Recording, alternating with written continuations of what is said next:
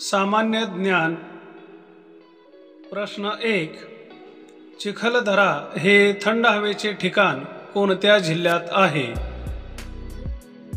उत्तर अमरावती. प्रश्न 2. अलिबाग कोणत्या फळासाठी प्रसिद्ध आहे? उत्तर कलिंगड. प्रश्न 3. संसद सदस्यांना काय म्हणतात? उत्तर खासदार.